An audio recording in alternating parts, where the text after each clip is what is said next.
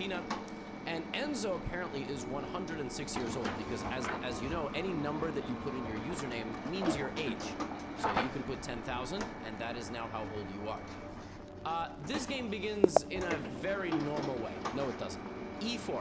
You know, recently I had a game that went 4 nights. It was just like this. Like this was, and that was a 200 elo game of chess. But Black plays knight f6, so Enzo plays knight f6 right away. Now, the move knight f6 is only okay if you're actually playing the Aljochen's defense, which after e5, Black goes here, and then tries to attack the center like this, and is kind of okay jumping around a lot. But, based on the next few moves, I am willing to bet Black has absolutely no idea how to play the Aljochen's defense and just played an incorrect first move. I think Black is trying to play a Peer's defense with d6 and g6, and that's very clear to me because Black does this. Now, if you can attack an opponent's knight and either force it to go back to its home square or out to the edge of the board, it's probably a good move. Now, there is an opening called the North Sea defense or the rat, and it goes like this, and then the knight goes to g7, and Magnus Carlsen has played this before. No, I'm not just calling Magnus Carlsen a rat. He has played this opening before. But this is not the same thing. It's not the same thing because White actually hasn't played d4 yet. It's close. I guess it could transpose. But White goes f4. Now Black plays d6. So Black was trying to play King's Indian Peered setup the whole time. So just start d6. But I got news for you. It very quickly goes from bad to worse. I mean, White is playing great. I love what White is doing. I think White, you know, being my subscriber, must be a Vienna practitioner. Again, I also implore you, folks, just because you play the Vienna Gambit against these two moves and f4, that does not mean you can play e4, f4, knight c3 against literally everything. You just can't do that. I know you're not going to listen to me, all right?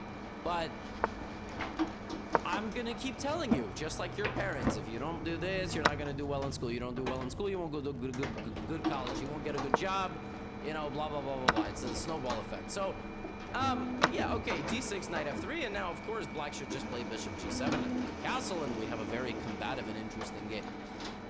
Instead of that, Enzo plays bishop h6. Now, moving the bishop out that far is basically never good. It's good, like, one time in 50, if even that. I mean, the bishop belongs on g7.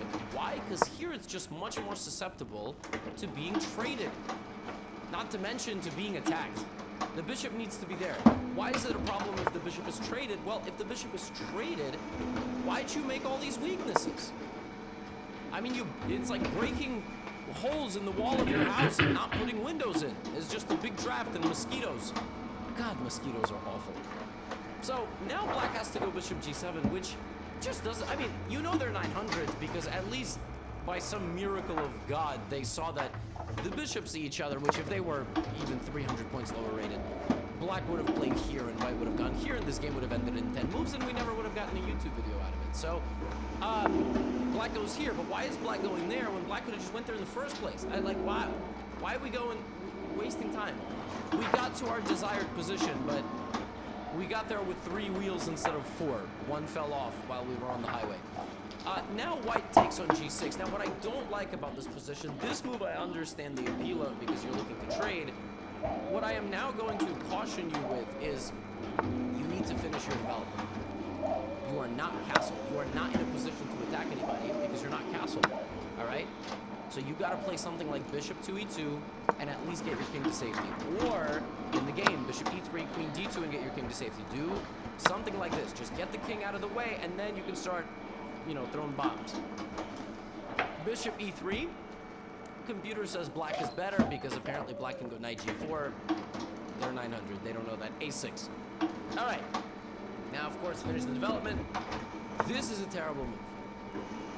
Knight d5 is just not. It's just not good. This is not a good move. First of all, what does that mean? Like, in chess, there is a conceptual reason a move is bad and a concrete reason that a move is bad. That move is bad because Black, concretely, because Black can just take. And then Black can just win a pawn.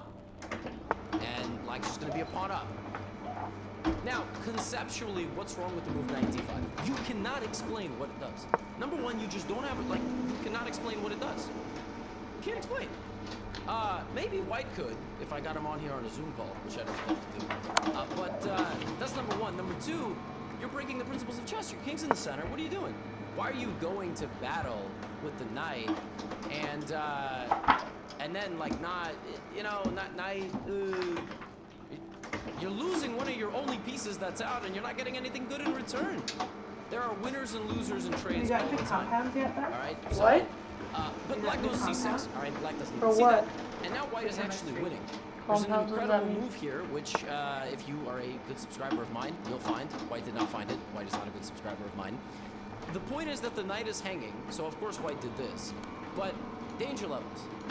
Every time a pawn moves, you gotta think, oh, that pawn moved. Right, and now you're like, oh, it's attacking my knight, I'm just gonna take, easy. But that's not, like, I am urging you to do better than that, because that weakens that, and danger levels. And now anywhere the queen moves, the next move is knight c7, and the rook is just completely trapped, Black has to go here, losing the rook for the knight. The engine here is so disgusting, it says don't even take, but just take. Just take the rook and come back and be up in exchange. I don't care if the computer says this is not the best way. All right, you did a great job. All right, so knight takes f6, bishop f6, and of course, even though the trade happens this way, white still finds a way to blunder. Terrific. Again, this is obviously not good. Please don't play chess like this. Anytime a piece stands on a square, you gotta think, what can they do to me? You're only thinking for yourself. You're not thinking, what can they do to me? You're not thinking the other way around. There's a person on the other side, we're trying to beat you, right? Queen d2.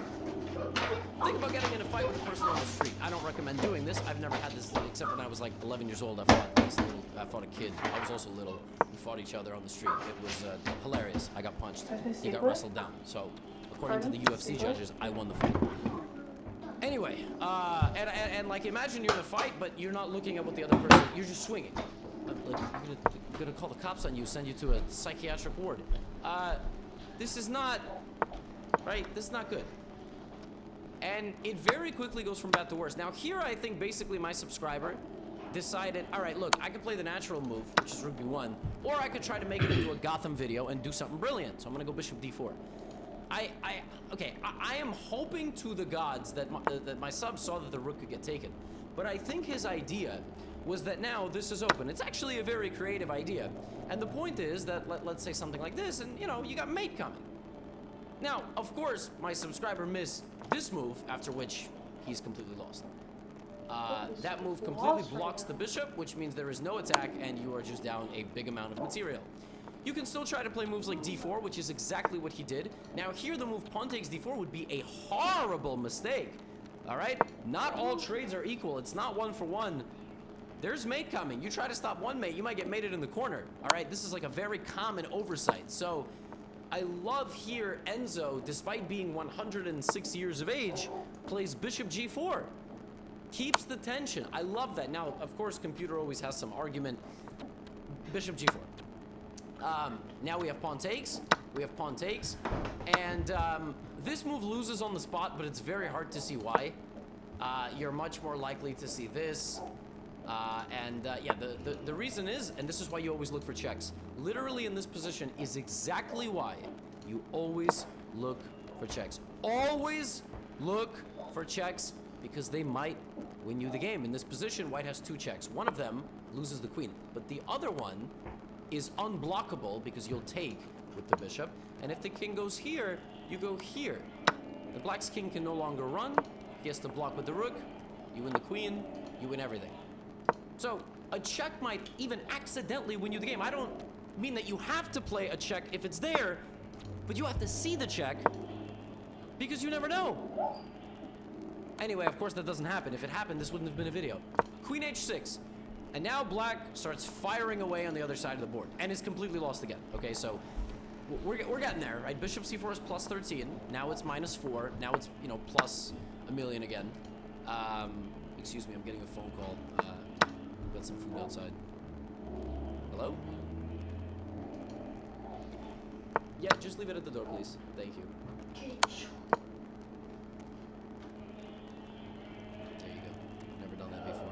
First time for everything. You just witnessed history. A food delivery call on this channel. That's my coffee, man. Coffee, little breakfast. I'm exhausted. I'm recording this game, no coffee. This is my coffee. Oh, God. This is also my therapy. So, queen b6. Coming down to b1. Bishop c4 could win you the game by accident again. But again, remember how like 7 moves ago or whatever, after bishop a1, I told you white just only like thinks about g7, right? So everything that white is doing now is about the g7 square. To white, no other squares exist. Just g7. Now we have queen a5 check. And finally, if white just blocks the check, white wins. Because this is coming and queen g7 and that's it. I mean, game is over. But then this would not be a YouTube video. Instead of that, we have knight to d2, tragically removing the guard of the bishop. And now it's over. Now it's over because white has absolutely no attack. There is no mate. You can check me.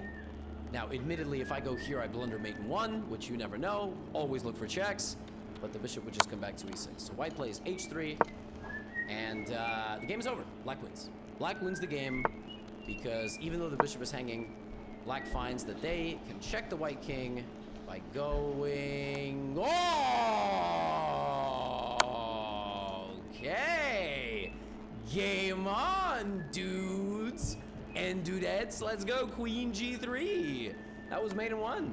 That was game over right there. Boom. And it was closer too. But I guess humans are inclined to, you know, go to the right. Check. That also looks like mate, by the way. But by the miracle of the chess gods, it's mate. The king has no moves, but the knight blocks. Check. King d2. Now, this whole video is in reference to the white king. I would like you to know, pay attention to the journey of the white king. King d2. Rook f2. King d3. Queen takes is a check. Queen d1 is a check. Queen b5 is a check. Okay. King runs out to the center. Don't go here. That hangs a rook. Pawn check, queen check, and don't hang your queen. Nice. Oh my god. Oh my god. e1. Dancing around the back rank, and now we are going up. Queen c5 is mate in 1, and you just made that move, so this is right there. But you can also get your knight in the game, and you also have this queen check, and you also have this queen check, and that queen check. Oh, we don't find it. He doesn't find it. Now, the only legal move is here. King to d6. The only legal move. King d6. Incredible. And rook f6 is a check. Pawn to c5 is a check. Rook to d2 is even a check. And even if you lose it, I think you have a mate somewhere on c5. And that's exactly what happens. Rook d2. Black blunders the rook. All right? Queen takes d2 is right there. And I don't think black did that on purpose. But the bishop blocks. And now, king keeps going. The king has now traversed the entire board. He has climbed to the tallest room of the tallest tower. He has scaled the mountain. He now suffers his fate. By trial, by tribulation, it is checkmate multiple ways if the queen slides over by accident to one of these two squares. The bishop guards the knight. The queen will be guarded on either square. The game is over. And black delivers the fatal blow with queen d8. Okay. Only legal move, king to d6. Now what's funny is you can actually repeat moves here and do it again. You can try one more time. Oh, that wasn't mate. All right, let me do that one more time. But black plays this. Okay, that's fine. There is still an M on the evaluation scale. But suddenly king takes c5. Folks, those of you who are keenly observing and are not just putting me on in the background because you think I'm funny and good filler and watching my videos is a part of your day, I do sincerely thank you very much. You are what they call lurkers on Twitch. You just sort of hang out. You don't have to write anything. You don't beg the streamer or the creator for the attention. You might not always interact, but you're always there listening, in the background and enjoying yourselves. And I do appreciate you very much, because if you think about the math of YouTube, the video has 1 million views. It has something like 30,000 likes. That's a massive chunk removed from 1 million views. And there might only be like 1,000 comments. We get really good engagement on my videos. A lot of you comment, talk about my stare, other things. But think about that. That is a tiny fraction. 99% of viewers don't complain, they just enjoy the show. So I thank you sincerely for being part of that 99%. Just like in society and economics and whatnot, right? Anyway, king takes c5, and the king is running back. I think those of you who are keenly observing the screen are about to pick up on something. The white king ran. They ran so far away. I just ran. Don't copyright strike me. I'm not singing Flock of Seagulls, so I'm not using that song. It's over. Even if the king has made it all the way back, the game is over. King is back on c1. This move is winning. Even this move, sacrificing a rook, is winning because the attack is so strong. Alright? But can we just get an instant replay of that? The white king went from e1 to d2 to d3 to d4 to e5 to d6 to e7 to d6 to c5 to b4 to b3 to b2 to c1. I mean, are you kidding me? This dude did the cardio for the whole team. Unbelievable stuff. And he is still losing. Despite that entire cardio journey, he's still losing. Because he's got an overzealous queen and he's got a rook who's asleep in his bunker. He's not actually up to Bishop c2. Queen e3. I think you might have just seen the eval shoot up. That's because after sacrificing the rook on the c2 square, Black needed to just be patient for a moment and then regroup and finish off the attack. But the problem is, Black spent the entire game hunting the king. And by this point in the game, Black had no time. See, Black was so bewildered by the king run strategy that Black malfunctioned. Black went on to lose the rook, the queen, and then the rook again. In 3 moves, Black lost 5, 14, 90 points of material, then another 3, and then lost the game. Queen d8 check. It's not checkmate. Black resigned because Black could not believe what the heck that they just witnessed. Once again, in this game, there was checkmate in 1. There was checkmate in many, many, many, many sets of 2 and 3. There was checkmate in 1. There was checkmate in 2 and 3. There was mate in 1. And the white king walked forward and marched all the way back. And then white regrouped, won all of the black pieces, and then won the game. You know what the lesson is here? The lesson in this game is that when you are chasing down a king, don't just attack the king, attack the squares that it's trying to go to. Because as I keep telling all of you, in chess there are 2 players. There might be 3 if your opponent is cheating. But in chess there are 2 players, and your opponent is looking to escape via certain squares. And if you don't cover those squares while attacking their king, you are a selfish player. So, be better. You will gain as much elo as the chess gods demand of you. It made no sense. Get out of here.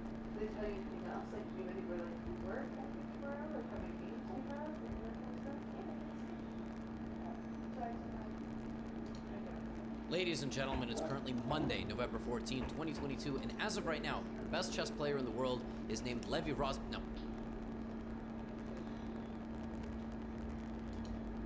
When discussing the Polish-Lithuanian Commonwealth, it's common to use Poland as a shorthand for it. Part of this is out of ease, but part of it is also because common imagery from Poland-Lithuania is overwhelmingly associated with Poland. The Winged Hussars, Polish. The Liberum Veto, Polish. Getting carved up by your Russian and German-speaking neighbours, Polish. This raises the question, just how Lithuanian was the Polish-Lithuanian Commonwealth? Now, there are many metrics you can use to determine just how Lithuanian the Commonwealth was, and of course this varied over time, but perhaps it's easiest to simply look at a map. So, the Polish-Lithuanian Commonwealth was divided into several constituent lands. The two main ones were the Kingdom of Poland and the Grand Duchy of Lithuania. The Commonwealth also had separately administered puppet fiefdoms, the Duchy of Courland, the Duchy of Livonia, and most notably the Duchy of Prussia.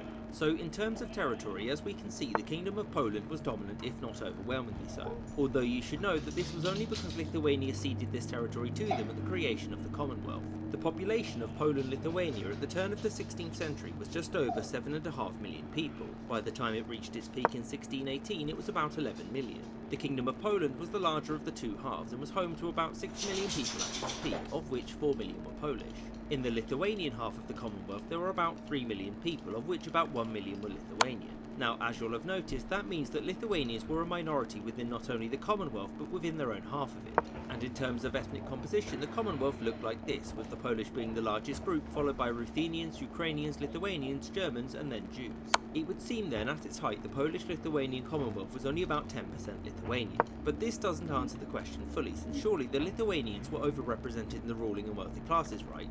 Well, sort of. Let's look at language. Polish was an official language of the Commonwealth, along with German, Latin, Hebrew, and of course, Lithuanian. Oh wait, no, Lithuanian wasn't actually an official language, that was Ruthenian. In fact, none of the rulers of the Polish-Lithuanian Commonwealth had spoken Lithuanian for over 100 years at this point.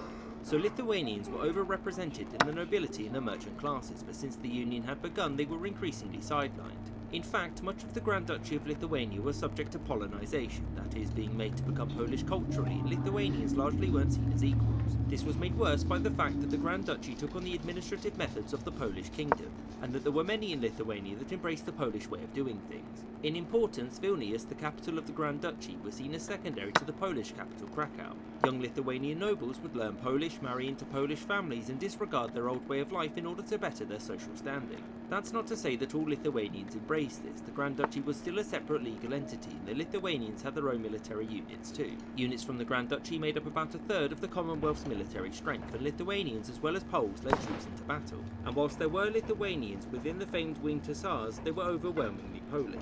As such, it can safely be said that despite being a whole half of the Polish-Lithuanian Commonwealth, the Commonwealth wasn't all too Lithuanian. At its height, Lithuanians made up roughly a tenth of the Commonwealth's population, and over time the Lithuanian lands became ever more sidelined by its governing authorities. All of this combined with the Polish half holding the superior royal title, hosting the capital, being much more urbanised and being home to the world-famous Winged Hussars, it's unsurprising that we associate the Commonwealth with Poland, and in fact, this view is an accurate one.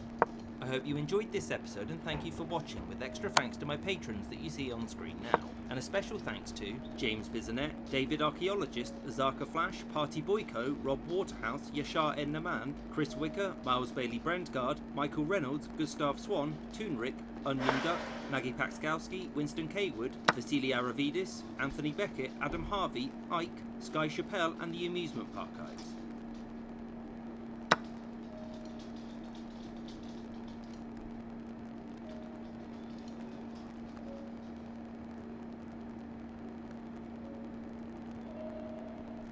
Japan is an island by the sea filled with volcanoes and it's beautiful. Of course, with thousands of years of history, Japan has gone through some phases of power and decline. Their emperors rose and fell, even moving capitals, and they isolated themselves from the world just because this one island had risen in power and fell. It just so happens that a bunch of these phases have happened relatively recently. By recently, I mean within the last 150 years. Let's look at the rise of Japan, then the fall, then the rise, the fall, and the rise of Japanese power. We start our story off in 1868 during the Meiji and Taisho periods. Japan had pretty much just woken up from a nap that lasted for 200 years, the Edo period. During this 200 years, the island was isolated from the rest of the world, only opening up some ports for the Dutch. It was stable, peaceful, and flourishing in art, culture, and tradition, but the world was changing. Japan was behind, and it was time to grow. They didn't open up until the USA pointed huge gunboats at them and told them to start trading or die. Fine, said Japan, we'll open our borders. But during this 200 years of isolation, it turns out that there was a pretty important revolution in Europe, one which was very industrial. Japan still has a feudal peasant system with an expectedly poor population for the system. Luckily, they came out of the Edo period more urban and scientific than ever before, sowing the seeds for their next move. They had to restore themselves in a Meiji style, the Meiji Restoration.